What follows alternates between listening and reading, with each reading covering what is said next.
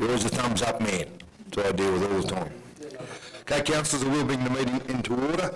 Can I have a motion to resume standing orders, please? Councillor Murray, thank you. Second by Councillor Sawyer, and I thank you. All in favour? Again, carried. Councillors, we move on to page 32 in the hard copy. It's item COM 12/19 to the Australia Day Awards, and I will hand over to Heidi to present this report. Yep. No? Nine. Sorry, no. To Nine. You get a gig. And good Zach. Good morning, councillors. This is fairly self-explanatory. Every year we need to call for nominations. We have had nominations on our website all year. Unfortunately, at this stage, we haven't had any. So we just call for them again. We'll advertise, we'll send letters out to all the community groups, and it's just to set up the day of closing for nominations and the judging, the Australia Day selection panel, the day that they will be judging. Thank you. Thank you, Nolan. Councillors, the reports there, I do need to make a couple of comments. Councillors, just with the effort that was put into the with Australia Awards last year and the much better nomination numbers and that came forward was really, really good. Councillor Forbes, with respect, I do need to ask you, you're on that panel, are you happy to stay there, or you want to stand back from that? I'll stand back from that. Okay. Mr. C, should we choose a replacement now, or to tidy that up? Oh, okay, as a reserve. Well, do we need another reserve? No? Happy with that, councillors? So, Councillor Berry, you happy to come onto that panel? Good, thank you. Thank you, Councillor Forbes. Okay, councillor reports, are all in favour? Any comments, questions? Sorry, Councillor McNish. Peter, I've got severe thoughts about the number of categories. I think I'd like to see emergency services volunteer wiped, sportsperson and young sportsperson wiped as well. Each year we have so much trouble getting nominations for those. A couple of years ago for the young sportsperson we actually had to virtually corral someone into it to give them the gig, as you say. I find that the emergency services volunteer is a little bit elitist. How do you pick, like, of all the firemen who worked here, Yep. how do you pick one out and say he's the best one when other people did a lot more hours? I'd like to see it limited to citizen, young citizen and community event, and wipe the other three out. It's a bit hard, I suppose, to do it now, but perhaps for next time, since it's already been advertised. But it's pretty incredible that there's been no nominations whatsoever, which shows that there's not much interest in it. Well, Councillor, Nolan's just advised me that it hasn't been advertised as it stands, so I'm happy, with respect, Councillor McNish, if you wish to do that as an amendment to take those out. You happy with that, Councillor? I am, yes. Righto. So, and just help Nolan with the amendment. I'll do it as an amendment, Councillor. Do I have a seconder for that? No, Councillor Michael Petrie, thank you. So just with the wording up there, Councillor. Yeah, the calling of nominations for the 2020 Australia Day Awards in the following categories. Yes. Citizen of the Year, Young Citizen of the Year, and Community Event of the Year. Okay. It has got a seconder. It's Councillor Michael Petrie. Councillor McNish, you wish to speak to that? I think I've said enough, Mr Mayor. Okay. Yes. Councillor Michael Petrie, you wish to speak? Any speakers against? Councillor Bromwell, yes? I'm taking the speaking against. Well, no, it's more trying to think about it. The sportsperson and young sportsperson would be, like, if there's any concern about lack of nominations, would be better maybe combining those two rather than wiping it all together. Just a sportsperson of the year? Yeah. Yeah. And if I can speak, Councillor, anyway, totally respect your amendment coming forward, but only to do with all groups, whether it be, Lions, Rotary, whatever it does, all of the sporting groups, and I share with you the concerns there when you don't see some good nominations come forward. Like I can remember years ago, it was always in the paper like a sports person of the year. And it wasn't to do with these awards either. It was just something the community done, which I thought was fantastic. With emergency services, once again, it's up to those, be it SES, fire brigades or whatever, to put someone forward, usually recognising their long-standing contribution to that particular fire brigade or whatever. But I do take on board your amendment, and I have no problems with it. Councillor Bronwyn-Petrie's brought up a fairly poignant thing that we combine those two. I mean, if you wish to leave that in there, but your amendment's saying to take it all out. Sport is not like it used to be in the town, Mr Mayor. Remember, we used to have 3 league teams, soccer team.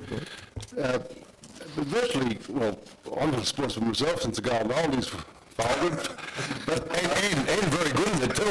very good at it.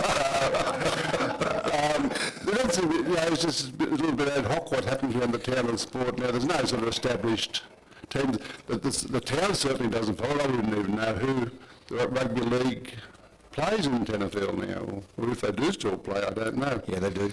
I think when you're referring to the sports media, I think the Apex used to run it from memory. Yeah, and something. I remember it right first come to town. Yeah. It was Apex. But if council's happy, I'd be happy to change it to include sports person of the year. Yeah, it's a shame that we've got to go touting for business. To do an award which people should be nominating for. Yeah. It just takes away from the thing. And just on that emergency services last year, I think it was last year or maybe the year before, some fire brigade from up North Liston or somewhere got it, and they were the only nomination, so it's a hollow award when there's no other nominations. Yeah, noted, Councillor. So, Councillor, you still remember Councillor Bronwyn, you're speaking to what we're talking about? Yeah, okay. I was just going to say, look, Emergency Services Volunteer of the Year, could we have that as Emergency Services Volunteer or Group? Because we did have Fraser's Cutting win and another group, and then last year we had Chester as an individual, so it just depends. And then maybe if it's not just a person, some of those groups might be nominated as a whole, and it's not the cherry picking one person. With the sports person, I'd actually hate to lose it. I mean, we did see the young girl who won it last year, an incredible list of achievements she had done across a variety of sports. And I think it's kind of good to encourage people into sport, and just the sheer volume of involvement she had was incredible. Councillor, and I do, so I'll just tie that up. So, Councillor McNish, in the amendment, you're happy to leave, and correct me if I'm wrong, Councillor Bronwyn-Petrie, that we still have in there sports person of the year, but do away with young sports person. Yeah, I'm happy with that. Okay. Yep. So we'll do that. Councillor McNish, you raised some as passionate sports person as I have, and supportive of any sporting groups and clubs in our town. They've all struggled. We've seen the refurb of the Bumblebees, which I know you're a passionate union man. And we were supposed to play Golden Oldies game too. I thought you'd be there, but then opposition never turned up because they heard how good we were. So anyway, but they've refurbed and done an outstanding job, and continue to. The rugby league, they've struggled, but they celebrated 100 years just recently. I think our soccer team were in the grand final with the ladies, which was absolutely fantastic, and they all do their bit. We can throw our pony club groups and Camp Drafting Club, and obviously in the middle of a drought we've never seen, so with Camp Drafting alone it's just the availability of stock. So that's a no-go at the moment, but I do take on board your concerns there, but I think they all do struggle, and Councillor Michael Petrie's a passionate supporter of the bowling club and great facility they have, and to see nominations from there too, because I know there's big achievements there with the bowls carnivals, Councillor Petrie, and the many miles you do travelling to playing the pennants and all those sort of things. Yeah. So anyway, but that's just a view of mine, that's all. So, Councillor, I'll deal with the amendment. Councillor Bob Logan, are you speaking to the amendment or against the amendment? Well, against, Mr Mayor, thanks. Yep, I'm taking it as against. I'd like to see it remain as the original recommendation was. Yep. Mainly because, sure, if we don't have nominations in all categories, I mean, what does that really matter? And if we have one in a particular category, well, somebody in the community thought they were worthy, and at the time, those people that are nominated, or person, probably isn't aware that they're the only one. I just think it would be a shame to water that down.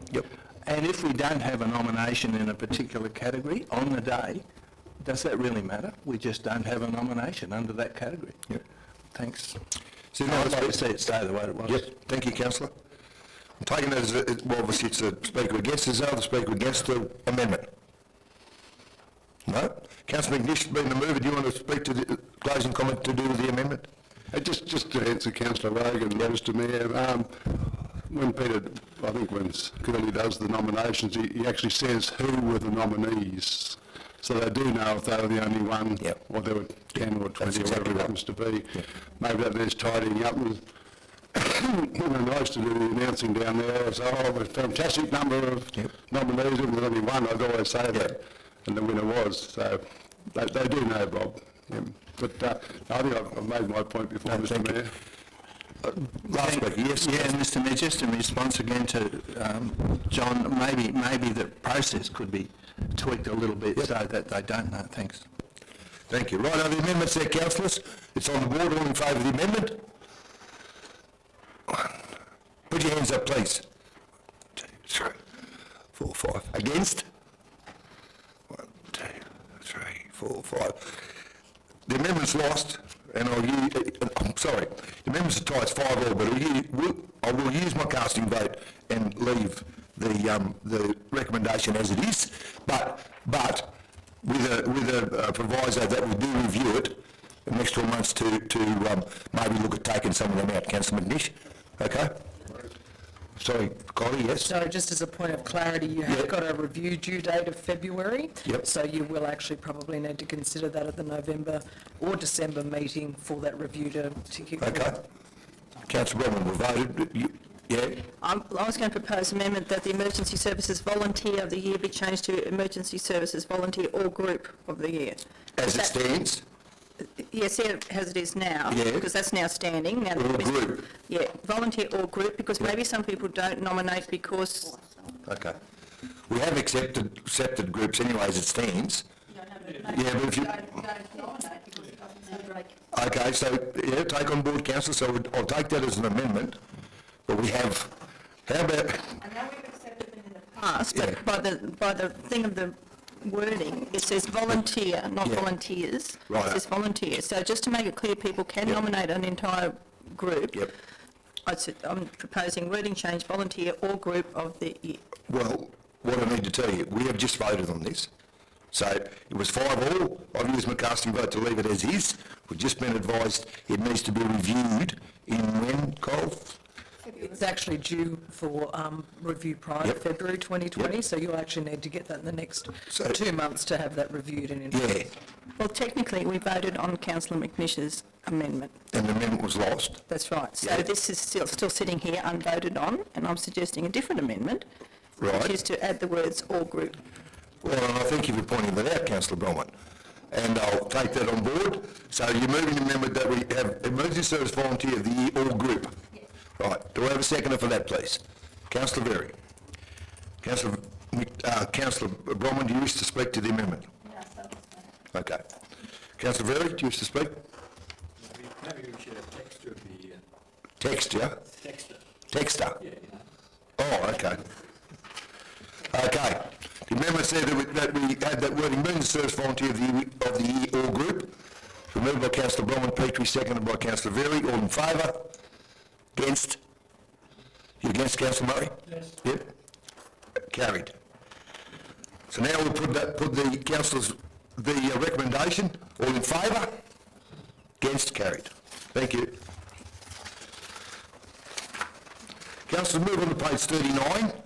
It's item COM 13/19 Crown Land Categorisation. Can I move in a second to deal with this item, please? Councillor Sawyer, I thank you. Second, please. Councillor Mike Petrie, and I thank you. And I'll hand over to our property specialist. Wow. Heidi, welcome, Heidi. Thank you very much. Good morning. So we've got a recommendation here this morning that looks at categorising the classification of the Crown land parcels that we've been discussing in the past.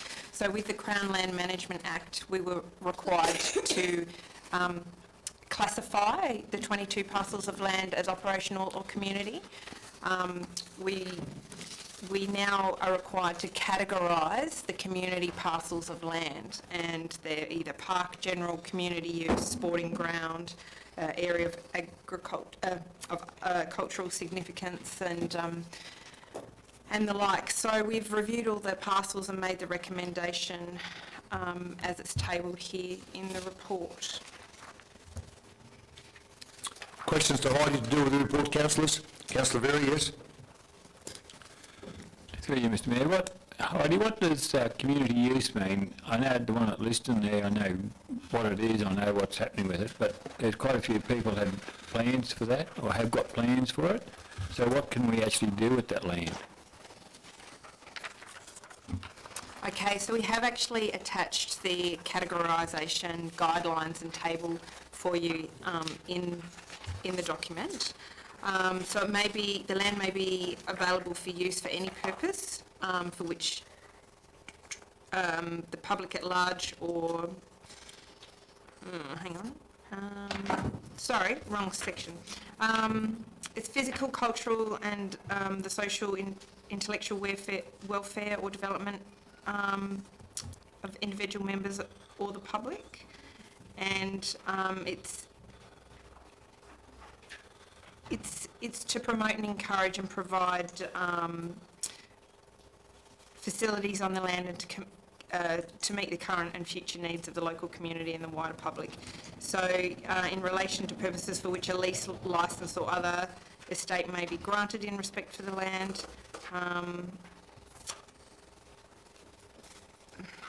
so it's as the community needs to use it. So we're currently in the process of doing the categorisation, and then the plan of management will come from the categorisation.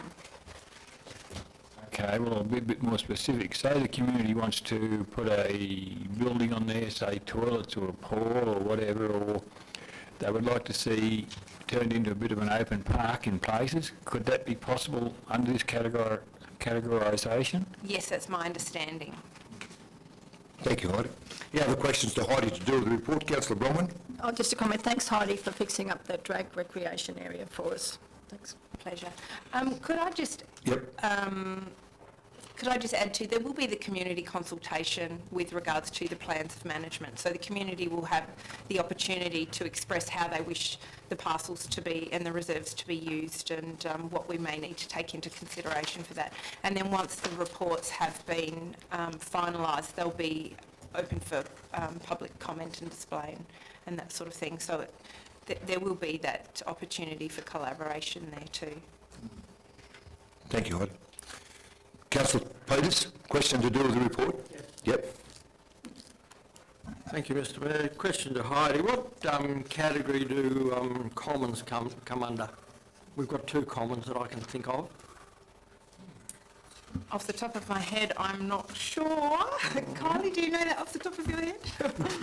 No, and commons aren't all created equal either, so you would quite often have colloquialisms around what's a common land, which is sometimes been a colloquialism for community use land. So it depends on why the common was actually dedicated as a common, and some of those are different streams as well. So if you've got a specific question about a specific parcel of land, we can actually have a look at that for you. But as I said, without actually having the designation there, it's quite hard to tell. And obviously, Councillor Peters, you're talking about, well, obviously Drake's got a town common, and Torrington has. Yeah, and obviously for family to run the house, go in and do whatever, the kids' pony or, yeah. Yeah. And that is the issue with it, that it depends. Some have got different trust arrangements, some are given to different groups, some have got management structures, some make a return. It's unless you've got a specific parcel of land to find out the exact requirements for each one. And with those, and correct me if I'm wrong, Heidi, there would be usually like a trust, like a reserve trust to manage that, as they usually use. I thought it'd be Crown land, actually. Well, it is. The Queen owns it. Right. Well, just before I go to the vote to Councillor Verich in our area, like to see River Tree Recreation Reserve, and we'll put a plaque down there for Jack. I did tell his brothers Good. to let him know. He was very happy. Yes, I did. No, he's still with us. He doesn't correspond as often as he used to, but... Okay, councillors, the recommendations there, all in favour? Again, carried, thank you. Councillors, page 59, your hard copy. Item COM 14/19, Mount Mackenzie Crown Land Licence. Can I move in a second here, please? Councillor Brian Murray, thank you. Second by Councillor Bob Rogan, and I thank you. And I'll hand over to Heidi to present this report also. Thank you. So the parcel of land at Mount Mackenzie, upon which the communication towers are located, is on Crown land. Currently, the lease has been a permissive occupancy, and Crown Land are converting their existing permissive occupancy leases to Crown Land licences. So the new arrangements will be with a head licence and site appendices, and they will be for about 20 years. As far as we can tell, there's no expiry on the head licence, and we think that might be at their discretion. We've also looked at the financial implications, and once we've got the new Crown Land licence, we'll be able to do sub-licences to some of the telco providers and TV providers and so forth. So we're anticipating our income to increase as well. The cost of the licence is expected to increase in accordance with the IPART standards to about $8,014. IPART's currently under review too, and that will be finalised next year, so there could be a little bit of variance with that in the future, and that lease will be annually. So the recommendation is that Council delegate the authority to the Chief Executive to enter the licence agreement and the sub-appendice licence for Mount Mackenzie, and that the licences be signed and executed under the seal. Thank you, Heidi. Questions, Heidi, to do with the report, councillors? No? Is that a question, councillor? Yes, Councillor Rogan? Thanks, through you, Mr Mayor. Just for clarification, Heidi, with the budget, the anticipated income of 44,970, is that taken into account the fact that there could be more subleases in the future or next year? Or? Thanks.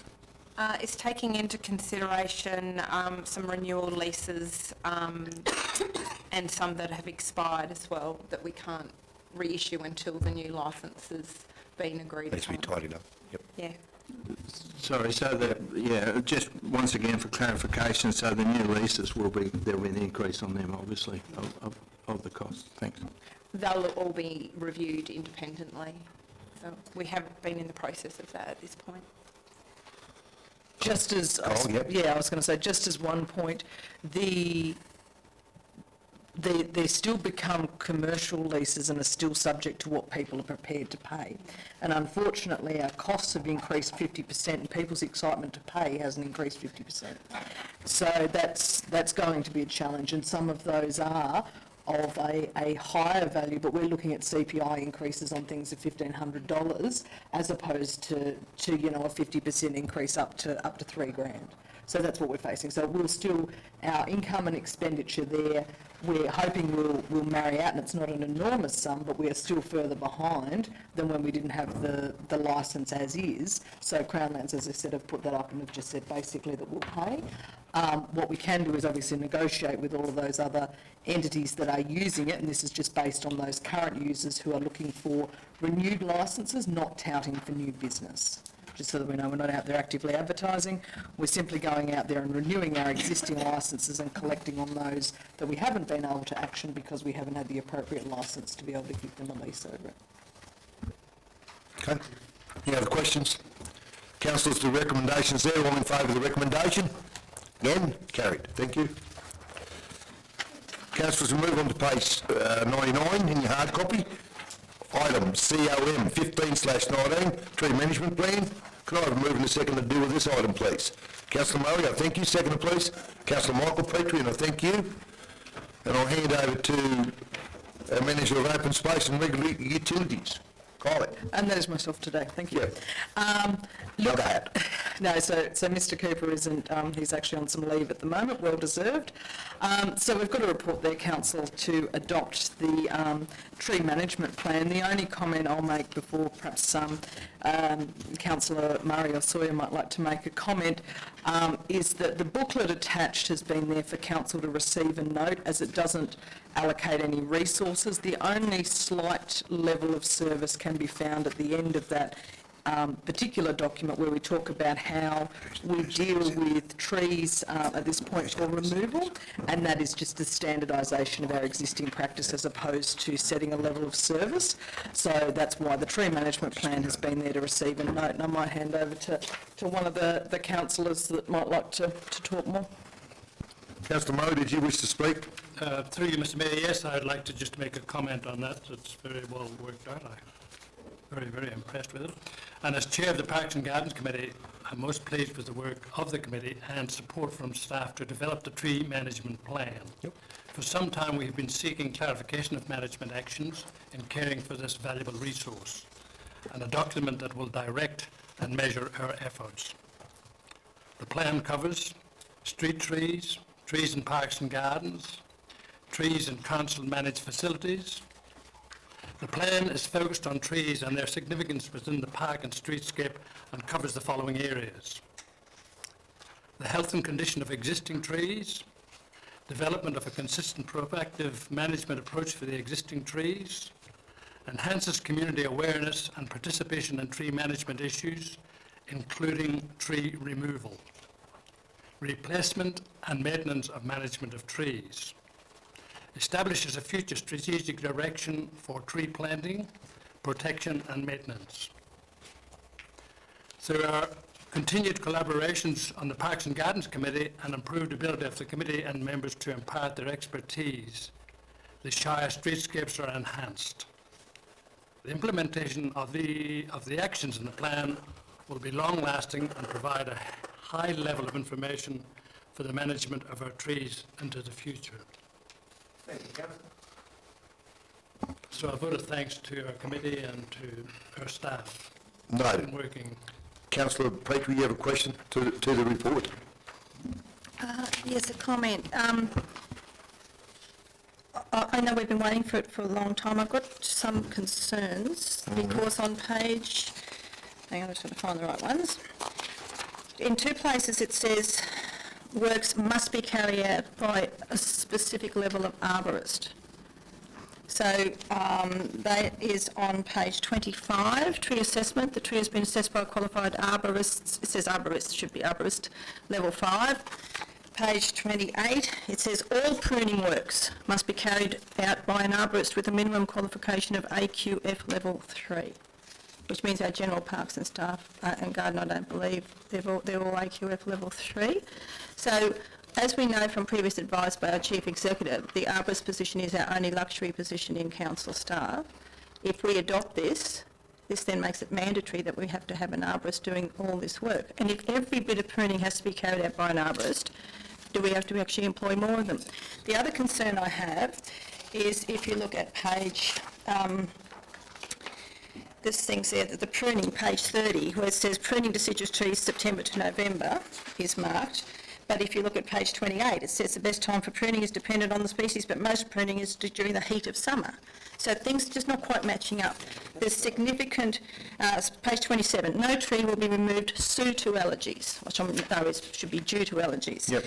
Page before, residents, as in a building rather than as a person. There's significant areas. I'm just wondering, can we just delay it till the next meeting and just fix up and fix these anomalies, and we get some clarification on this must have an arborist, because I don't want to agree to anything that is going to tie us into additional staff just by it being in this report, please. I say he has some comment there, Councillor. Oh, look, through Mr Mayor, I could refer to Kylie, but perhaps it should have read supervised by an arborist with a minimum qualification. I think when we go back to the intention of this, you'll note, and that's what I said in the beginning, council's not adopting this, they're receiving and noting. And the idea is that it gives and so we can go back and make that amendment and any of those amendments as we like. It's more about the promotion of, and for Parks and Gardens as a committee to have something to continually review and work towards and channel our efforts. So we can certainly take all of those on board, and even if somebody would like to move some type of motion that consider the impact or future cost impacts of some of the assessments and be referred back, we can certainly do that. But that's another reason we haven't had an adopt, and that's what I'm saying. The only partial service level that we're really adopting in there or that affects the community is when we're talking about trees and their removal. So if you've got a tree on your footpath, we're saying we're going to come and inspect it, and we're trying to be a little bit more clear about some of those processes that we already employ. So just to clarify, if we note this, we're not actually adopting it. No, that's 100% right. The staff already are doing this, and this document here is telling you other legislation that we're using, etc. And so this is our first go at getting something formalised about how we're managing trees within the local area. If you want to go and set service levels, and council can decide to do that, then that's a little bit different. That gets us more into the swimming pool about how often we'll be open, how often we'll prune your tree, as opposed to what this is really talking about is a tree register and getting an understanding of the asset. So it's an asset management tool. Yeah. So what happens then if our Parks and Gardens staff, for instance, prune some trees and something goes wrong? Are they then liable if someone picks this up and goes, it says, well, this says, this document received and noted by council, when it says the purpose of it is to manage the existing trees in the Shire. If we adopt this, if we receive this in its current form, by default, we are receiving and noting all of its content, and especially when the summary as presented to us in our business paper says the purpose of the tree management plan is to manage the existing trees in the Shire. So I just think this has to be fixed before we actually receive and note it, because it's too great. Councillor, what I'll do, we'll just hold that thought with the couple of items that you've raised. I'll go to Councillor Very, then I'll come back and we'll just note it in the report. Councillor Very, you got a question to the report? This document, can it be used for the tourism? Because a lot of tourists want to know what trees are where. And I know there's a lot of mapping and that done here. Can we some way put that in a format that the Tourist Information Centre can use for the general public? And the other is on page 32, dot point 8. It says trees to be measured at girth around the truck. Should be trunk. Yeah, but that's just one that stands out. Righto. Councillor Brom, will go. No more questions, councillors, to do the report. Councillor Brom, just go back and we'll just note those couple of ones that you pointed out, please. Oh, well, I mean, there's actually a whole heap. As I said, Gary's picked up another one, but there's over 100 mistakes in here, either whether it's been cut and pasted and the sentence then hasn't been fixed to fix it. Right. I really think at the moment we should just fix it and approve it at the next council meeting. I mean, we've been dying to get, the maps and all that kind of stuff for exactly as Gary says about our tourists, our local residents, etc. Really keen, and it's nearly there, but we just should have it right before we actually receive it. We just want to receive a note and with the document, with the tree management plan, with those corrections made. Well, do we receive a note at fixing all grammar and spelling corrections, and receive a note with a question mark over the arborists and a question mark over the pruning timing, etc., etc.? I mean, there's already an issue about most pruning is done during the heat of summer, which is not the case. And there's an issue, as I raised the other day, about the mop tops. They were not trimmed at the early stage of growth. They were trimmed after the leaves had come out. Come back fantastic. No, they haven't. Have a good look along the street. They should be far more advanced than they were, because when you're completely removing all branches, you're not just doing a thinning pruning, where of course you need to have a bud to see where you're going to make your incision, but they were done after the buds were open. In fact, the leaves had formed, and so they were well set back compared to had they just been done earlier, because it was a complete removal of branches, not just a normal pruning where you do wait for the buds. And I can show you some pictures of where it was done properly, but there's significant concerns about other things, but I just think this should be something we should be proud of, so let's get it right, so it is something we can go straight out. Should the document go back to the Parks and Gardens and they work through with the Parks and Gardens with this document, Councillor Marley? Yep. I mean, we should be out there promoting it and the maps, and there's maps, the map there with where the trees are, great, but I couldn't find anywhere it says what each of those trees are, it just says this is where existing trees or future trees or something. So what I suggest that we take it back, councillors, to that Just to tweak the it's received and noted, but through the Parks and Gardens, and Kylie hop in any time, that to go through the document and pick up the clerical errors and whatever else needs tidied up the document. You happy with that? And do you think confirmation about the arborist requirement? Yes, that's in it too. Thank you. Kylie, then I'll go to you, councillor.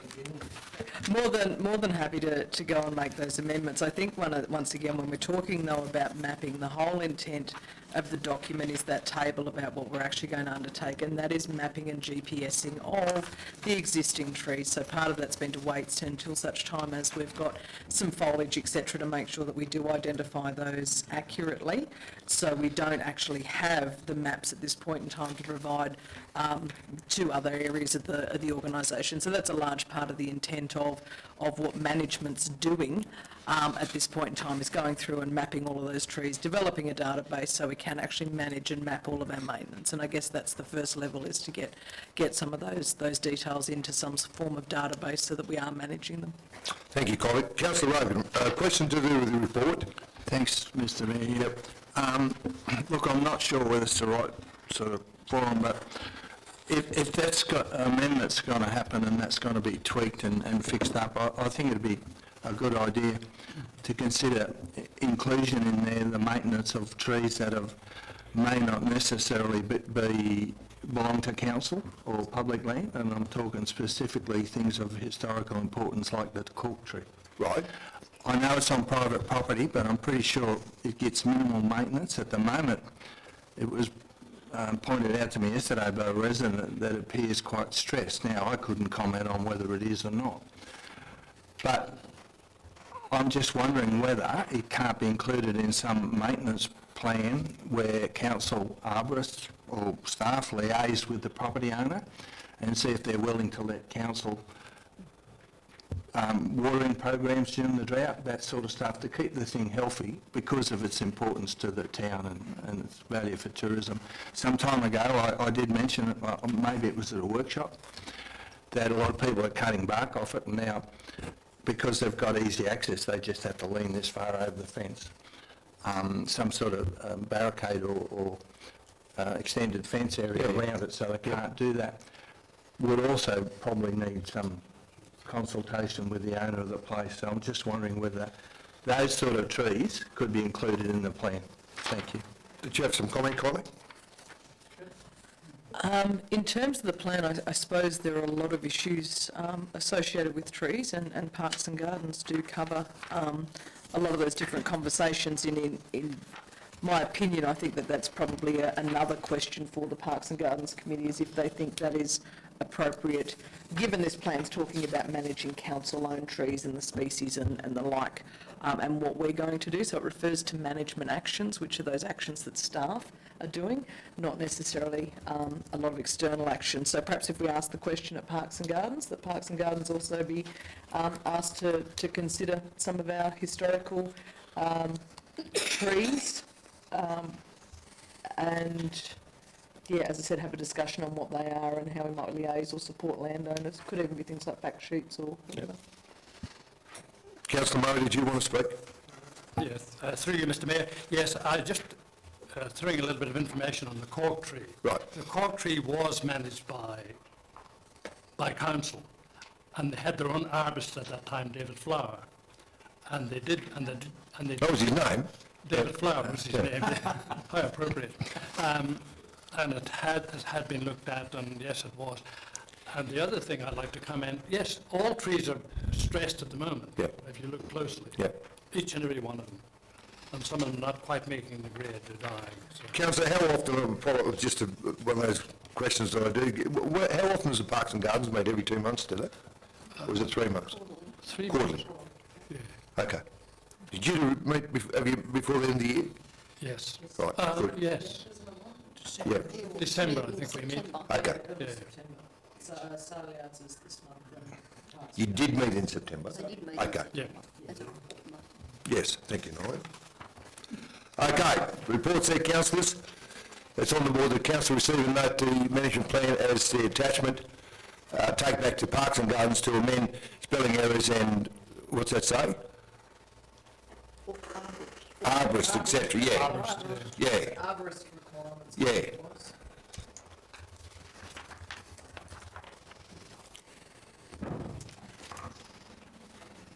Happy? All good? Yeah. All in favour of the recommendation? Against? Carried. Councillors, we move on to page 102 to do an item COM 16/19, Essential Energy Customer and Network Services, Private Electricity Network Assets, Bushfire and Electrical Safety Risk Management. Can I have a move and a second to deal with this, please? Councillor Murray, second, please. A bit quiet over this side, boys. You better stir up a bit. Councillor Peters, thank you. Even it out a bit. And I'll hand over to our engineering department to present this. Thank you, Mr Mayor.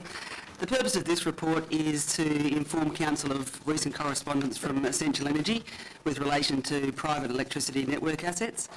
The correspondence really talks about private ownership and the responsibility of owners with respect to legislated timeframes for defect rectification. There's a lot of great information that Essential Energies provide on their website, and we think it would be a really good idea to inform the community with a link from our website to Essential Energy to inform them of some of these the responsibilities. Thank you, Fiona. Any questions of Fiona to the report? I'll go to Councillor Rogan and I'll come back to Councillor Brian Petrie. Councillor Michael Petrie, you have indicated, have you? No? Okay. Councillor Bob. Thank you for you, Mr Mayor. This issue has received some attention on the media lately, and we all know it's about poles and stuff that have been there forever, and all of a sudden the property owner realises that they're now responsible for the maintenance and stuff. I've just got a bit of an issue with the inform the community with the information provided by Essential Energy. I don't have a problem with, putting a link there or something, but I think given the impact it has on people and the historic way it's been handled previously, that it behoves Essential Energy to individually identify where these poles are and write a letter or something to each individual property owner and say, hey, pole number so-and-so is now yours. Maybe council could write a letter to Essential Energy and suggest that they inform their customers individually if they have a pole on their property. Thanks. Well, I actually thought that's what they would be doing, Councillor Benning, right? Did you want to comment, Fiona? I believe the correspondence also spoke about the fact that they're going around and placing identification tagging on poles around the network. Councillor Bromman? I was going to say, do we know the extent of any private poles here? Because some years ago, Country Energy, before Essential, they tried to privatise poles, and there was a big kick up around because people said, well, we've got property poles on our private land, not for us, but going to another landowner or miles and miles of land or wherever, residents. And of course you didn't want to have to take over the responsibility of a pole that had nothing to do with your own service. So I did see that thing that Councillor Rogan has rightly referred to about the meeting. In fact, the Deputy Premier John Barilaro said he was willing to take the fight up with Essential Energy. But according to this letter, it says that the private poles are only where they've been historically put in by the landowner after the initial service, connection. Yep. So, I mean, do we actually have many of them in the Shire? Because I'm just hoping they're not going to now turn around and suddenly try and claim public poles are now private. So I'd actually like to see us get a list from Essential Energy of what impact this shire has in relation to this. Even if it's not, I mean, you're quite right, they should be notifying any landowner who has them, but as council, perhaps if they must have the information, they might be able to provide to us a list of if there are any in the shire. Councillor Sawyer. Thanks, Mr Mayor. I'm fairly familiar with this, given I've worked for 23 years in New England Electricity in Armidale. This is nothing new. It's merely recouping some of their costs that they've not bothered to collect over the years because they're under more pressure. The poles they're talking about are the poles beyond the metering point. The electricity supplier is responsible for the distribution from the transformers, etc., through to the metering point. Any pole that's been put on the property beyond the metering point is the responsibility of the owner. The ones Councillor Bronwyn is talking about going through different properties, that's totally different. It's not involved in this, but it's merely cost recouping because they're under pressure to hand more money back to governments, and they haven't bothered to collect a maintenance fee in the past, so they're collecting it now. That's when you got the hand, so when you get the shearer jet, that's the one you got to pay for. Fair enough. Question, councillor? Yes, that's how I took their letter to be, so thanks to Councillor Sawyer for, and I hope that is the case. But it's very important for our residents because of that court case a few months ago where a certain contractor was contracted by the power company to maintain the power poles, and one of them fell down. It was, even though it had only been inspected 2 months beforehand, it was actually found to be completely hollow and just held up by basically the external, nearly, not quite even bark, but and completely eaten out. It fell over. It burnt 50-something houses, and the court awarded costs. There was a class action against the power company. But then the court awarded costs against the pensioner on whose property that pole was, a disabled lady who somehow she's responsible for the condition of that pole because it happened to be on her land. So I think this is something really important. We've got to make sure that it is correct and right. Okay. Councillors, the reports need to receive a note. All in favour? Against? Carried. Move on to page 106, councillors. Item ENV 21/19, Community Participation Plan Draft for Exhibition. Can I move in a second here, please? Councillor Bronwyn-Petrie, thank you. Seconded by Councillor Verry, and I thank you. And I'll hand over to May. Welcome, May. Thank you. Through you, Mr Mayor, this report is presented to Council for endorsement to place on exhibition the draft Community Participation Plan.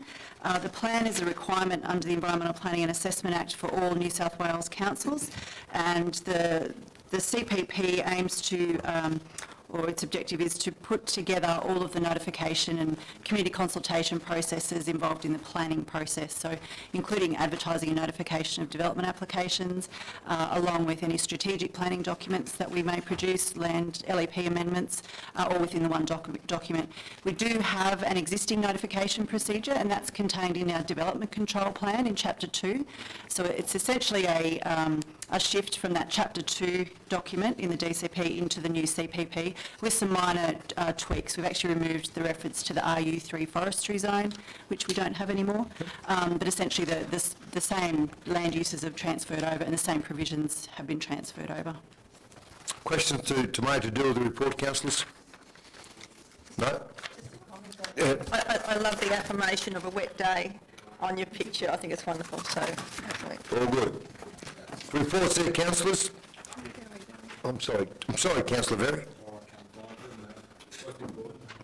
Well, it must have been, you had your hand up, doesn't matter. Righto, the officer's recommendations there, councillors. All happy to accept the recommendation. Against? Carried, thank you.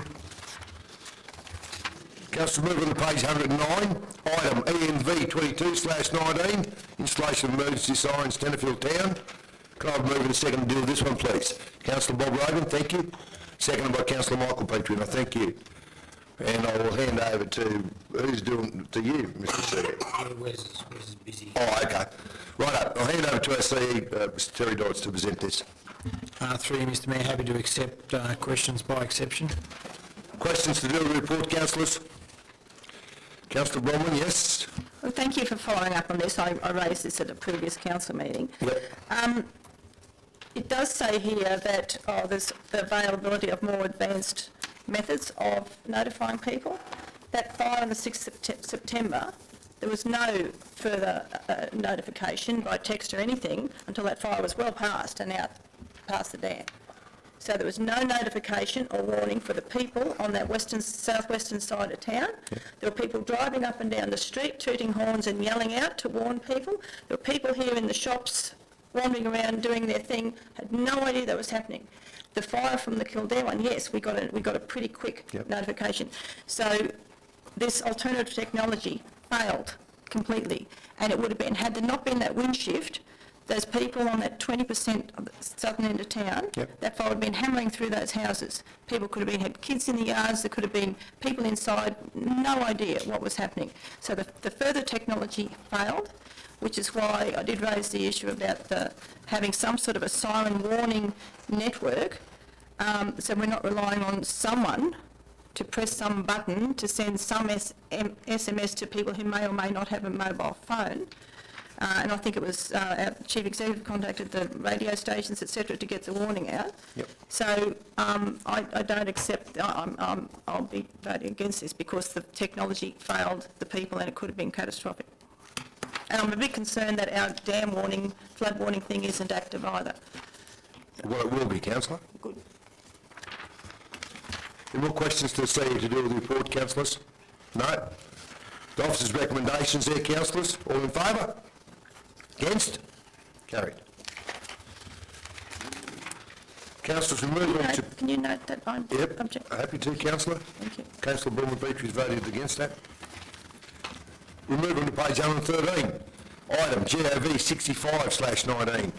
It's a monthly operational report. Can I move in a second to deal with this one, please? Councillor Sawyer, thank you.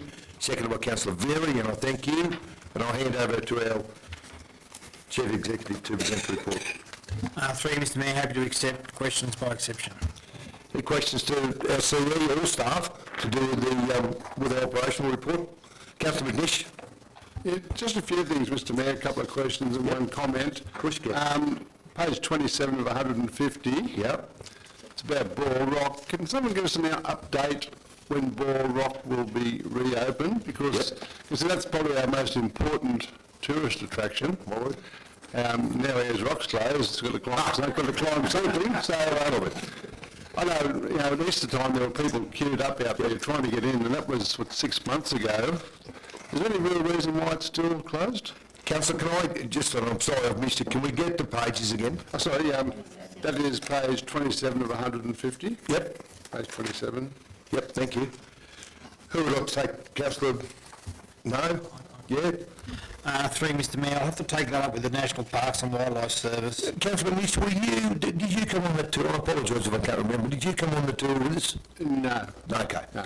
We did have a really good day with National Parks, but I join you with your concerns, Councillor. Yeah. But I look at that as fostering a relationship between us as Council and National Parks. Yeah. We need to work with them, and I can't answer either. I don't know. I get asked all the time to share with you. The second one is page 77. Yep. About the sale yards. Yep. I think we've really got a massive problem with our sale yards here. Now, the other day, 170 cattle sold. Yep. You're not going to get many buyers coming for 170 cattle. Yep. And one of the agents told me that cows that sold last Monday for 500 made over 700 on Auctions Plus. So to me the real threat is Auctions Plus, and I think we'll look into how we can improve the sale, get the more buyers here, or somehow or other increase the amount of cattle that go through. Yep. Now, this is ABC the other morning, and Gunnedah had a very poor showing of 1,990 cattle. Yep. Romeo was down to 5,000, and Tennerfield's got 170. Yep. So you're not going to attract buyers with those sort of numbers. I think it's something we've got to look for, and when that truck washing comes up, I think we have to have a very, very serious discussion about the viability of that. Councillor, we're going to say our meeting next Tuesday.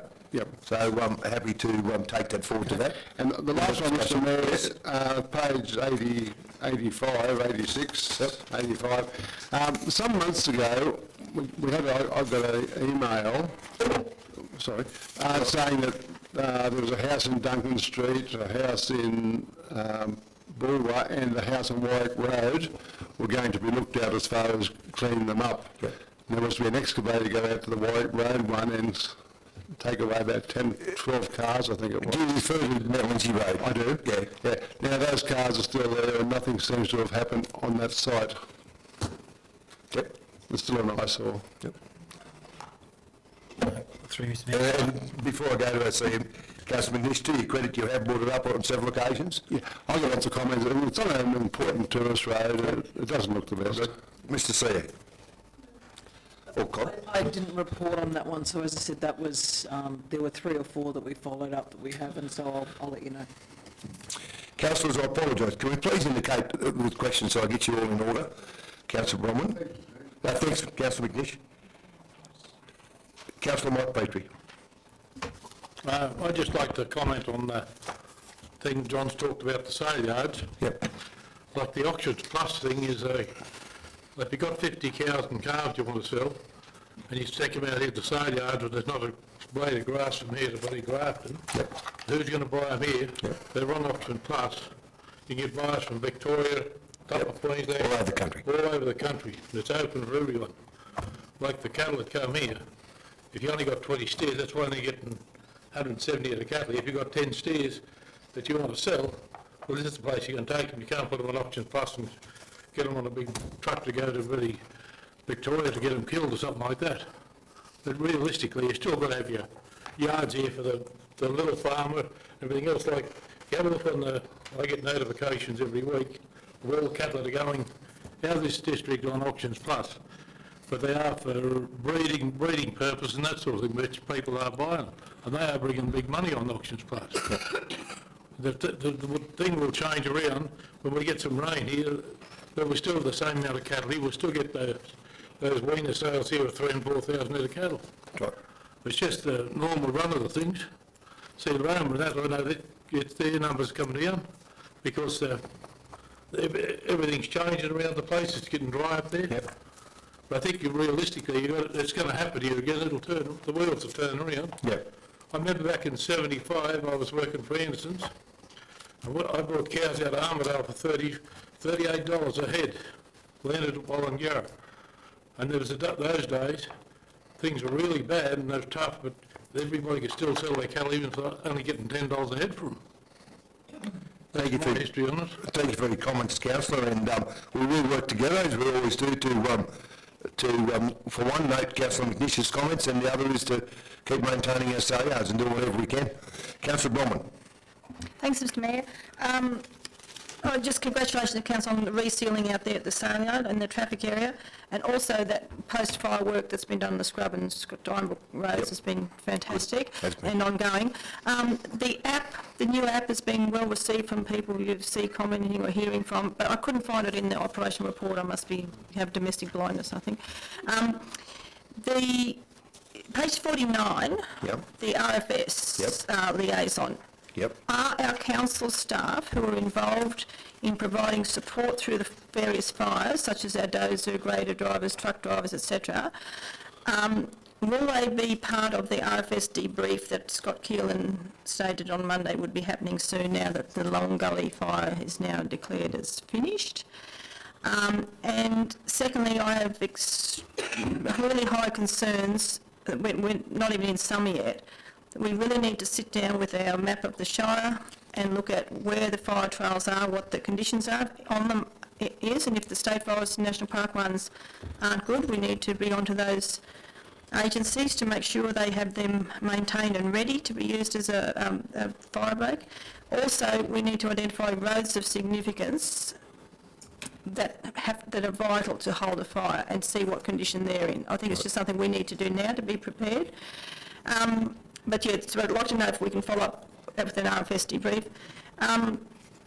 Yeah, it's good to see some of that Drake stuff's being, on page 90, that Drake camp, for the want of a better word, being moved. I agree with Councillor Michael about cattle numbers. If you actually look at the last 3 years on page 79, if you look at the different four years, we're actually not too far off, other than 16, 17, where the price is really high and there was an extra 3,000 head. Yep. The big issue is going to be next year, but more importantly the year after, because a lot of people at the moment are not joining the bulls to the cows for the first time in 70 odd years, which means that the year after next, we won't have the big weaner numbers. So it's something to be mindful of and prepared for. I'm wondering if the SCE could comment on any progress with where we're looking at the desilting of the bottom of the dam. Yep. And that's me. Okay, yep. We'll do that now, but councillor, go back to your first question. Was it to be, I'm sorry, yeah, that the staff be involved with it, council staff that were there be involved with that brief? Absolutely. Okay. Because I'm sure they have things that need to be inputted, things that went well and things that should never happen again, and things that No problem. could be improved. I just didn't make sure I got your question right, so SCE can respond. I can respond to two of those straight up. The other one about the fire trails and the roads of significance, I'll have to take up with the RFS. I might get Wes to take that up. But in relation to the debrief, 2/3 of the staff were actually involved at some stage or other with the fire. So it wouldn't be efficient for 60 or 70 people to go along. But what we'll do, we'll harvest their ideas, suggestions and comments and feed it through the half a dozen, which I'd suggest should be James Painter, Brad Phone and Wes at a high level, because those three staff basically ran the council support to the RFS, and between the three of them knew everything that went on. So it'll be at least those three, possibly even some of the staff that went down to the Glen Innes emergency centre as well, because they knew what was actually happening in that building, and our three staff knew what was happening in our support for the RFS here. Plus, there'll also be the people from council that talk directly with the OEM, because we have a meeting every Tuesday to go over that. So I wouldn't suggest 70 go along, but there'll be enough that will cover everything. In relation to the desilting of the dam, myself, Mayor Sydney, who's the owner of Geo9, which was the company that supplied the scientific advice for the bore drilling, Gillian, our water, wastewater and waste manager, driving down to Glen Innes tomorrow to meet with Regional Development Australia and Northern Inland, and another gentleman who's a scientist that specialises in ceramic concrete. And we're trying to work out a way to value add the silt in the bottom of the dam such that it's actually got a value that someone wants to take it out. In addition to that, we're also, because of Geo9's involvement worldwide with other water use purposes, we're also looking at high value add for fodder for cattle that uses about 1,000 times less water than conventional cropping. It's early stages at the moment. There's three problems we're trying to align through convergent technology to solve the one thing in one go. The trip tomorrow is to try and gauge the appetite for Regional Development Australia and Northern Inland to fund a detailed business case to work this out. And the outcome is many, but one of the outcomes is regional employment opportunities. The other one is being able to desilt the dam, and the other one is to have a high early strength specialist concrete available in this area, which we can use in the building industry for other things. So it's a reasonable long shot, because a lot of people have got to agree that it's a good thing, including private industries. Mick Towns has been approached by GA9 to discuss it because we've already taken samples of silt out of the bottom of the dam. He's given access to his lab to GA9 and they're talking with each other and doing all the tests or whatever those scientist type people do in labs. I don't know, I didn't even know he had a lab until yesterday. So that's what's happening in relation to the silt. And as I said, the maps, I have to speak to the RFS about that, or get Wes to speak to them about that. And I've already mentioned about the staff. Councillor, just to share with the councillors, when you say roads of significance, you're meaning in those... I mean strategic roads, like say if there's a fire between Nutshell Road and Tablelands Road, you want to make damn sure that Nutshell Road is ready, which it is. Nutshell Road's fine. And the same with all different areas around the Shire, which I'm sure the individual councils could say, these are the roads we need to be ready. So if there's a fire, it's not like what happened last time, where you could actually, where it was days of preparation, that those roads are ready right away, so you can immediately get there and start your back. I just wanted some clarity about what you're referring to. And just in response to the CE, I'm not so much interested in staff who are at the Glen Innes Emergency Control being at a debrief, because the RFS down there knew what happened. I'm interested in our staff who are out in the field, or people like James, obviously, and Brad, but our staff out in the field who saw things that went well, but who saw things such as our water truck drivers who were stationed, and then all the fire trucks left, and the new crew didn't come on for 4 hours, so the fire kept going with no one there to maintain the control lines. Things such as fire's been lit on the wrong side of the road, and then the fire got away. Things like that have to come out so it doesn't happen again, but there were good things as well. But there were things to do with the use of our machinery that could have been better fine-tuned. The fact that one of our machines was sent to, or not stopped from going to a place where the staging point was changed, because the Glen Innes office says, we didn't have a heavy machinery officer through the night. Well, hello, we've provided a liaison person. They could have easily rung up and said, get a message to your plant operators, don't send that grader to McLeod's Creek. Things like that, so that next time we don't have this loss of time, we don't have these fires growing and impacting more and more people unnecessarily. But there's got to be a really hard, honest look at what went well, what went badly, and what should never ever happen again. As we do. Not bury it, as happens so many times. Councillors, to do with the monthly report. Councillor Very, questions?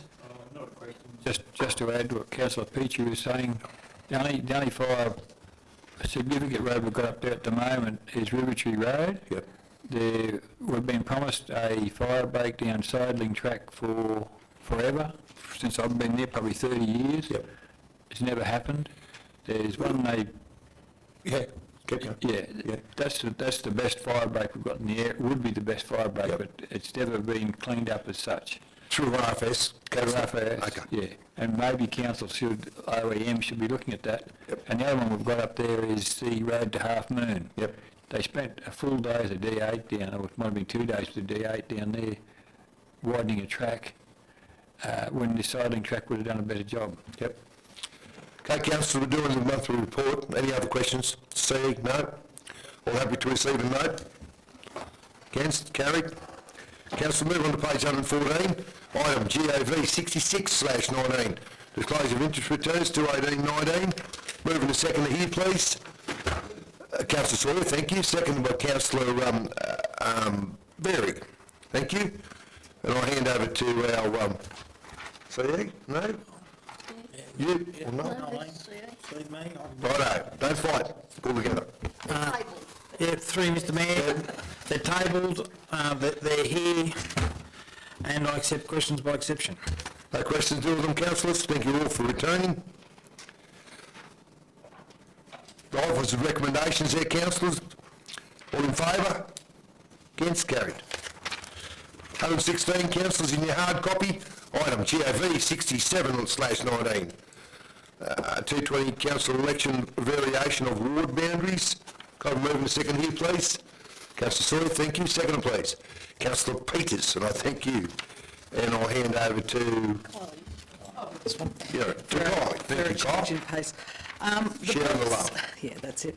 So the purpose of this report, I guess, is just to draw council's attention to our ward boundaries and variations at the moment. One of the challenges we've had for some time at council is the given our smaller number of electors, the continued movement or shifts within our population and the impact that can have on that requirement of the Act. There's, as I said, there is a provision within the Act that allows us to deal with that, which is the suggestion, and as I said, there's various other items in the report. Of note too is that any change by the AEC, such as an electoral clean-up or an electoral drive, or even just a review, as we have asked them to review other things, will impact on that once again, so it's a little bit of a moving feast, but happy to take any questions. Questions, colleagues, to do with the report, councillors? Councillor Verry, thank you. Kylie, have we looked at having only 4 wards at all, or better still, keep the 5 wards and in the smallest ward only have 1 councillor? So we've got, so the mayor hasn't got a casting vote, that's what I'm trying to say. Not that I've got a problem with it. Oh, I'm happy to take it back to 7 if you want to know. No, I just said... I'll be guided by council. Unfortunately, I perhaps wasn't aware of that one, so I think we might have missed the boat this time around, and perhaps for those discussions and with all of our excitement, I'm not sure of the appetite, but of course, if council gives me that direction, I shall go forth for the Councillor, so I get it clear. and Sorry, prepare the appropriate referenda. Councillor, so I get that question clear. So what did you say to abolish a ward?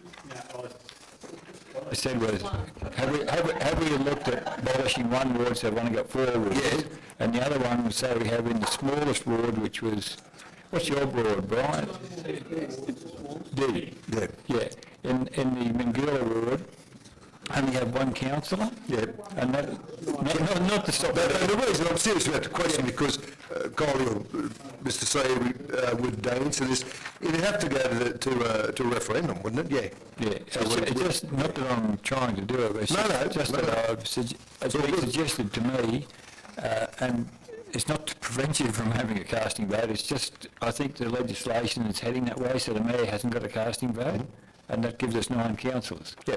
Anyway, it's something we can look at. I mean, it needs to, it needs to be in a referendum to the community. So And that's what I was going to say, even the time, like the intent behind that section of the Act is that people know their representatives and that there's accessibility. We're talking about 117 people and basically shifting 2 streets backwards and forwards all the time, which does create a problem for people knowing who they can actually speak to more so than the representation. And I guess it's that spirit and intent. If council did wish to do that, I think with the community, that's a reasonably long conversation that does need to be held, and we would be out of time for the next election. So maybe it's one of the first things on the agenda following that election. Yep. I'll go to Councillor Ignition, I'll come back to you, Councillor Bromwich. You need a referendum to change anything anyway, Peter. We have run a couple of elections.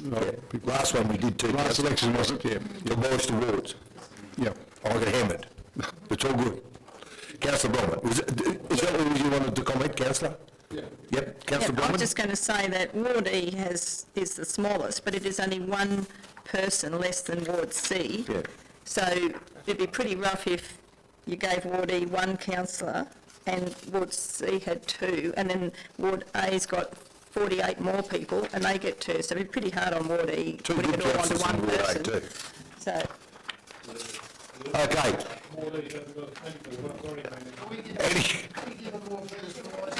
Yeah, that's it.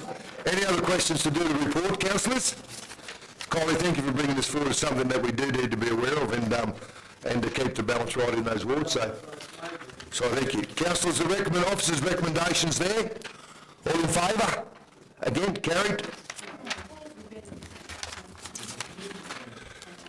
Councillors, move on to page 121. Item GOV 68/19.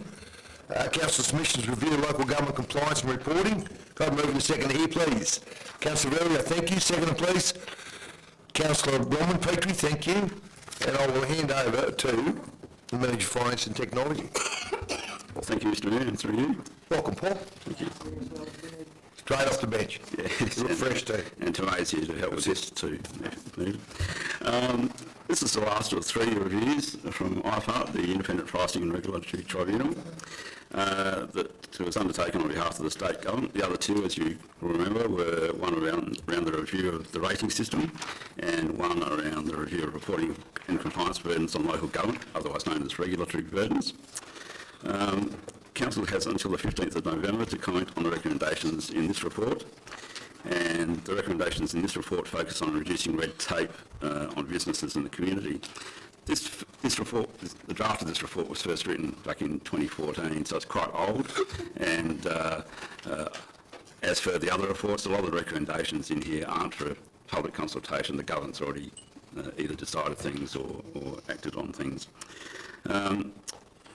Some of the recommendations in the report talk about the state regulatory agencies such as the New South Wales Department of Environment and Planning, the Environment Protection Authority, engaging in a better partnership model with local government, similar to the food regulation partnership that's currently in place.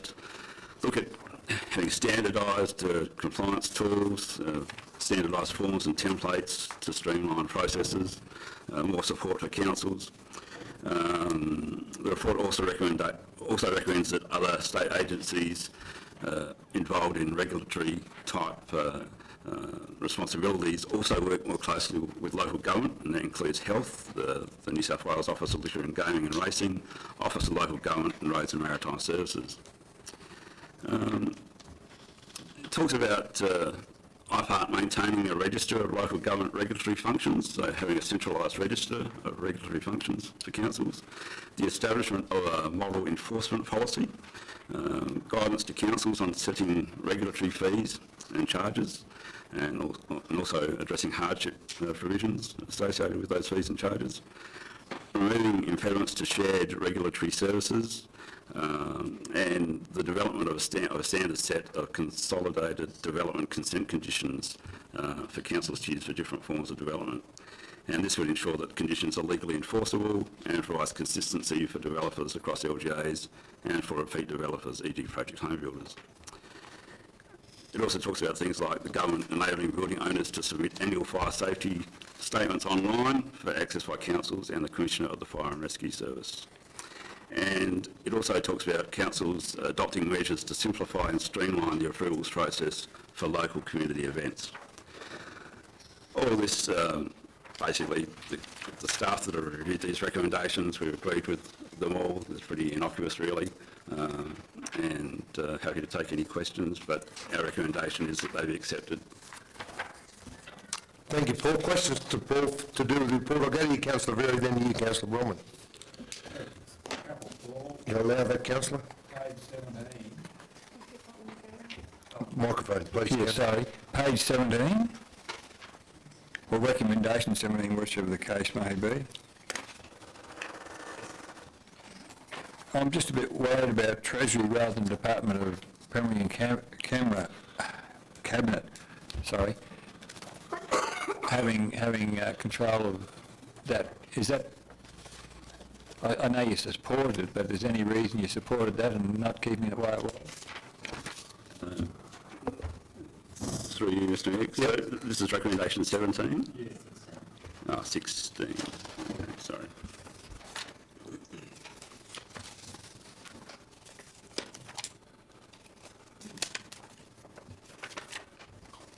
So it's 16 is saying that the New South Wales Government, as part of its reforms of the Local Government Act, should amend the Act to provide a modern, consolidated, effective suite of compliance and enforcement powers and sanctions for councils and council enforcement officers. Is that the one you're referring to, Councillor? 16. That's what we're referring to, yes? Treasury is currently developing new regulatory policy guideline which will provide guidance on undertaking. Well, it says 17 on here. 17. Not the page number, the recommendation. Yeah, the recommendation, Councillor. Yeah, I've got, Have you got that? I can't even see the bloody number. Where's the number? No, I haven't got that on here, look. Well, what's your next one? What number is that? 7. Okay, well, you want 6 then. Right. So number 6, yes? No, number We really 7. got- It continues on, it must be 7 continuing on.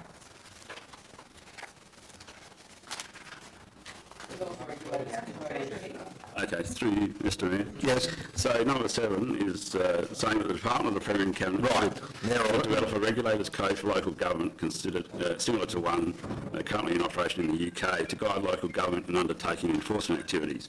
Now the comment from the OLG under that is that Treasury is currently developing a new regulatory policy guideline which will provide guidance on undertaking proportional assessments and the costs and benefits of regulations, including the cost impact on state and local government, consideration of alternatives and engagement with all affected stakeholders. So in December 2017, the Premier assigned responsibility for the New South Wales regulatory framework to the Treasurer. So that's why it's with the Treasurer at the moment. So that's why it's, when it was written, obviously it said should be to the Department of Premier and Cabinet, but it's been handed over to the Treasurer. Councillor Very, did you have another one? You did in Kate, yeah?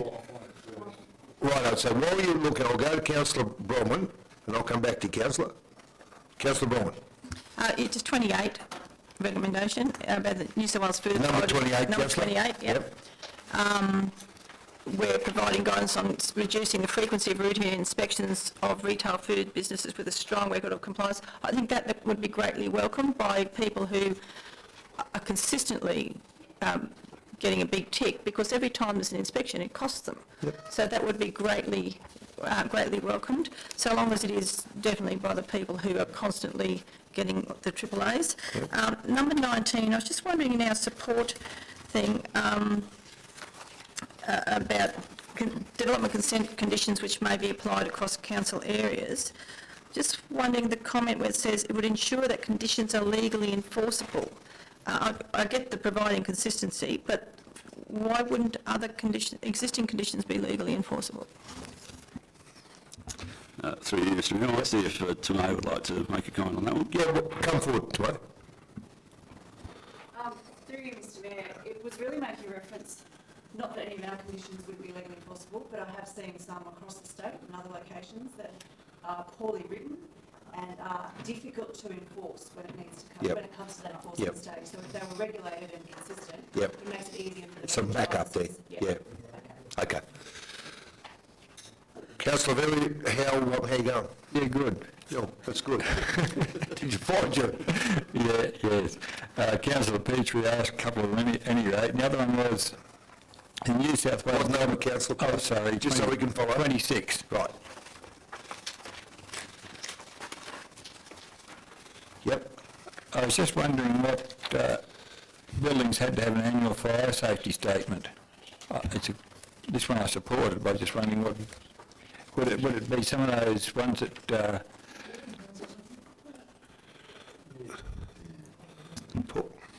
Yes, through you, Mr Mayor. Tomei, would you like to make a comment on that? Yes, through you, Mr Mayor, it's generally the buildings that are publicly accessible, mainly looking at things like hospitals, nursing homes, hotels, motels.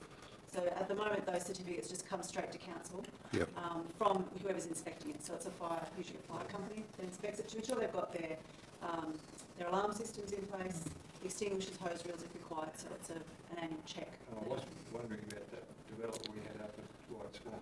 Would they be under the same category? I'm not sure. Yeah, Tomei might have been before her time. I know what you mean, yeah. Whatever the name was. Still there? Brenda Bright. Yeah. Yeah. Brenda Bright Development. Because it's multi-house development. Oh, no, it doesn't apply to residential. Oh, okay. So I know the one you meant, Ginger Abbey. Yeah, that's it. That's it. Okay, councillors, any more questions to do with the report? Reports there, councillors. All in favour? Again, carried. We move on to page 124. Items, GOV 69/19, finance accounts period end 30th September. Moving to second here, please. Councillor Murray, thank you. Seconded by Councillor Sawyer, and I thank you. Hand over to Paul to present. Thanks, Mr Mayor. Through you again. The report shows that as at the 30th of September, Council had 4.415 million in the general account and 313,000 in the trust account, with investments totalling 14.360 million. Also, as per that report, the concealed water leakage concession policy for the month of September, 2 concessions were granted under Council's concealed water leakage concession policy to the value of $1,305.29. Good, Paul. Any questions to Paul to do with the report, councillors? The report's there. All happy to receive a note? Again, carried. Councillors, we move on to page 127, item GOV 70/19, capital expenditure report as at the 30th September 2019. Moving to seconder here, please. Councillor Sawyer, thank you. Second to Councillor Michael Petrie, and I thank you. Hand over to our Manager of Finance and Technology, Paul. Thanks, Mr Mayor, and through you again. The report's there for your information of the capital expenditure to the 30th of September. There are comments made against the various items, but if people have any questions, please ask them now. Questions to Paul? All happy? All happy to receive a note? All in favour? Again, carried. Councillors, 129, your hard copy page, GOV 71/19, report on loan balances. Can I have a move in a second here, please? Councillor Bronwyn, thank you. Second by Councillor Rogan, and I thank you. And hand over to Paul again. Thank you, Paul. Thanks, Mr Mayor, and through you again. This report notes that the loan balance as at 30th of September 2019 was $9,957,867.09, which is down slightly from the $10,055,186.18 as at the 30th of June 2019. Thank you for that one, Paul. It just shows the council's in a good financial position and doing a lot of work. A bit of money borrowed, but we're in a good position to borrow and repaying it. Councillors, any questions to Paul? The report's there, councillors. All happy to note? In favour? Again, carried. Councillors, that's the end of our vote. We're going to our reports from committees and delegates. We're on to item RC 20/19. It's from the Tourism Advisory Committee, the meeting held 18th September. Councillor Rogan, me chairing that. You happy to move that way? Yes, Mr Mayor. Can I have a second, please? Councillor Vary, thank you. And I'll hand over to Councillor Rogan if you want to present the report. Thanks, Mr Mayor. Can I flag an amendment when we get to the recommendation stage as well? Yeah, of course you can, Councillor. Okay, the Tourism Advisory Committee, as you're aware, has been holding in the last a bit less than a year various meetings in 2 locations, Tenterfield here and also up at in the northeastern region. Now, early on in the process, it was identified that the emphasis probably initially needed to be on the northeastern region because for some time the people there were sort of in despair that they'd been forgotten when it come to tourism promotion and that sort of thing. So we did concentrate on that and we followed the guidelines that were laid down by a workshop and a report that come from that by the Tilma Group. And as a result, we've identified a few things, or the committee has. But basically it's the tourism operators from the northeastern region who are members of the committee who were asked to come up with what they needed to try and fulfil their own destiny, I guess. So as a result, 2 regions were actually identified, and the boundary for that northern region was from Bull Rock across to near Benalbo and then up through a little bit of Kyogle to the border and then back down the Queensland border to Bull Rock again. So the committee now refers to that as in all the correspondence as the Northern Tenterfield region. Also, geographically, identification was made that marketing should be separate for that part of the world because the belief was that Tenterfield as a shire is large enough and mature enough now to identify separate regions for tourism potential because of the geographic differences and the fact that different areas of the shire can be accessed from different points. In the northeastern regions, for instance, direct through from Mount Lindesay or southeast Queensland, it doesn't have to access down via the New England Highway or up via the New England Highway. So what's happened is, at the last meeting held on the 18th of September at Alumba Lavender, just past Liston, a brand name for that part of the region was identified, and that being Border Mountains. That was the most popular suggestion, so the committee decided that the operators up there should run with that. The operators also identified that the old Upper Clarence Valley Tourism Association was not quite defunct. It was inactive, but it wasn't disbanded, so it still had some funds available. So they sort of reinvented that, and they suggested that some sort of stylised logo to identify the Border Mountains be provided by that group using their funds. So they'll do the artwork and that sort of stuff. It was also resolved that the committee put this report to council along with a recommendation that a number of signs identifying the border, that tourists are now entering the Border Mountains, be placed at or near to, in close proximity to the entry points to that part of the Shire. And initially we identified about 6 entry points. And I won't go through them, but anyone wants to know, sort of starts at Woodinbong and goes down to Pretty Gully and up, and in from Warwick and that sort of thing. So that's what we've been up to. The report's there. The minutes of that meeting held on the 8th of September there. So it goes with I'm happy for questions. Because I'd like to make an amendment to the recommendation before we put that. Councillor, we'll do, what's your amendment? Okay. The recommendation, there's 2 parts of it. The first one is good as is, which is just receive a note. Yeah. But the second part, there's a typo there. Tourism signage for, in brackets, the number 2 region, Northern Region entry points, should read 6, as it mentions a few lines up in the report. We won't need an amendment, it's just a typo there, so we just make sure it's 6. Okay, well the other part to that is consider a budget allocation in the quarterly budget review process. I'd like included in the December quarter budget review process, so that the people up there aren't believing that this could drag on for another quarter or another 6 months. Yep.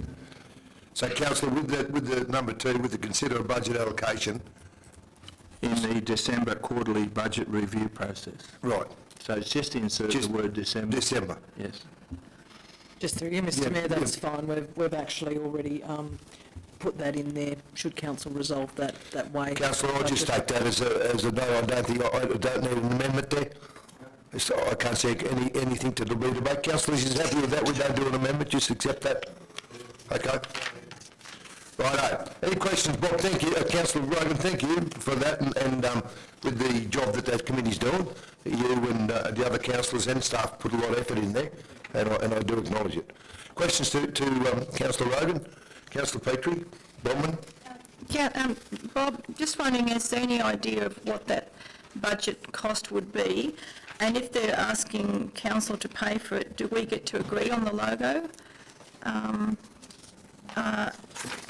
And what, I was just wondering how many operators are up there, because I see there were 6 present, and there were a couple of apologies, but is that the feeling across the whole area to go Border Mountains, or just of those who are part of the committee? Thanks for the question, Bronwyn. I believe, and the 6 people that turn up are the regular operators. They're sort of the drivers for that region. And my understanding is that they have canvassed all those others that have B&Bs and the guy that runs the hotel in Urbanville and that sort of thing. So I believe that the word Border Mountains does represent a consensus for the operators up there, yeah. And yes, we have another meeting coming up here on the 7th, for that part of the thing. and it will be put to them then that we want to see the draft for the logo, and that will, I guess, be presented to council for approval. Sorry, the cost, sort of. The signage is a composite road sign size thing that's put out by Action Graphics up at Dalveen. It's a very substantial sign, and it's got a good guarantee. Now, the cost of the sign, well, firstly, the artwork is free because the Old Clarence Valley Tourist Association will provide that. The sign and having that printed as part of the composite is about $365, and then we would need to get some costings for construction, but done some estimates, and we're thinking around $1,000 per sign with the post, frame, composites and everything. So $6,000 total? Yeah, around about 6. That's complete, that's it. Yeah, originally I was going to request an amount of $6,000, but was convinced that we just leave that up to the budget process because it might be a little more, it might be a little less. Okay. Yeah. The other thing, in the report there, it's got about current proposals for volcanic hinterland and Clarence catchment. Are they additional regional names? Because I just remind you, Clarence catchment also goes down. Yeah, initially there were some thoughts about that, but to this point we haven't had any representation on the committee meetings from that part of the world, so we've left them in abeyance. When we get something happening in that northern region, the intention is for the committee to start targeting other areas. And these were just, I guess, preempting names that might possibly, from people from the northern region actually suggested that'd be a good name for that area, but that's got to be decided by operators in that part of the world. Because the Clarence catchment extends to the southern end of our shire, so Yeah, that's right. you got to... Yeah, Tavium and all that sort of thing. Yeah, the Upper Rocky, the lot. I presume in your report it's got Boardwalk west to just south of Badam. I presume that should be just east, is it? Sorry, it is. Yeah. All right, I'm done, thank you. Councillor Verwey, question to do with the report? Just to answer Councillor Petrie's question about the Clarence, we call it the Upper Clarence. This is going back quite a few years when we were working in Urbanville with the tourist operators there, and they didn't want to take the whole area in because they had no operators south of, I think it might have been Steve's Ross's place that were interested in coming on board. So we just called this the Upper Clarence area, and that's where we did the map for. Yep. Thank you, Councillor. Councillor, more questions to Councillor Rogan to do with the report. Councillor Murray? Through you, Mr Mayor, yes. I'm now wondering, when you put the signage up, Border Mount, is Tenterfield Shire Council acknowledged in that sign? You'd think there'd be a logo somewhere there, Councillor? Hopefully. Yeah, this... I'm asking. My belief is that this is it's not to replace in any way the Tenterfield Shire signage. This is just for pure tourism marketing purposes, like they do in Victoria with the Alpine region and that sort of stuff. It's not a state boundary sign or anything like that. Council boundary sign. Border mountain region, yeah, exactly. So that answers my question, I think. Yeah. So, Tenterfield Shire Council is acknowledged in it? Oh, it will be, yeah. Of course it should be. Okay. Councillors, no more questions. The report's there to receive a note. All in favour? Again, carried. Councillors, we move on to page 135 in your hard copy, RC 21/19. It's reports from Parks and Gardens Open Spaces. Councillor Murray, being the chair, you happy to move along those lines? Seconder, please. Councillor Sawyer, and I thank you. Councillor Murray, did you want to speak to the report? Through you, Mr Mayor, just to say or note that, yes, we're progressing very well, and thank you to the wonderful committee behind us and the staff of the council. Well led, Councillor Boyd, the chairman. Oh, thank you. How about that? I thrive on a bit of flattery. You've noticed. I put on weight. Councillors, any questions to Councillor Murray as the Chair of the Parks and Gardens? Councillor Bromwich, you had a question to do? Just as said that they're not sure if there are any platypus. I'm sure people have seen platypus recently, so hopefully. Sorry? I said it just said here, due to drought, we're not sure if there are any platypus in the creek, but I'm sure they've been sighted of recent times, so. Well, as you probably understand and know, platypus is a very shy mammal, really, and Like you, Councillor Murray. yes, thank you. And I think the way they've signed it, I think is a good thing, Yeah. what they've recommended, and I might. Councillor Sawyer? Thanks, Mr Mayor. It's probably more a matter for the next meeting of the Parks and Gardens Committee, because I note that Steve Goldthorpe is listed as an attendee and he certainly wasn't there, so we'll be adjusting the minutes at the next meeting. Thank you. Councillor Murray, just on page 139, the last item 8 in your minutes, what do you mean, I apologise for my ignorance, what do you mean by the internal garden will be removed with the new plan? This was, I'd misunderstood. I thought this garden was going to remain, the one in the foyer here, adjacent to the foyer. Right, sorry, But it's all right. not, so Okay, good, I just didn't know where it was, I thought it was, when it said internal, I thought it must have been fairly important. well, Yeah. So it was. Never been to the internal garden, I didn't think. But now I'm with you. well, it's known as the Garden of Eden. That's anyway, it. but- That's it. Right, councillors, any more questions to do the report? The report's there. Happy to accept, councillors, all in favour? Again, carried. Moving to the last item in your hard copy, page 140, item AS9/19, council resolution register for October. Moving second to here, please. Councillor Sawyer, thank you. Councillor Michael Petrie, thank you. I'll hand over to our CE. Through Mr Mayor, happy to take questions by exception. Questions to our CE to do with the report? No? All happy to receive and note? Thank you. Against? Carried. Councillors are almost there. We've got a confidential matter. Can someone move we go into confidential, please? Councillor Bromwich, Petrie, I thank you. Second by Councillor Varian, I thank you.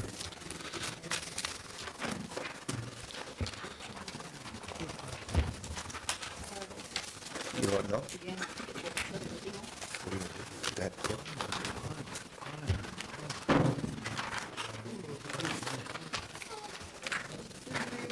See you, Donna. Bye-bye. See you, Donna.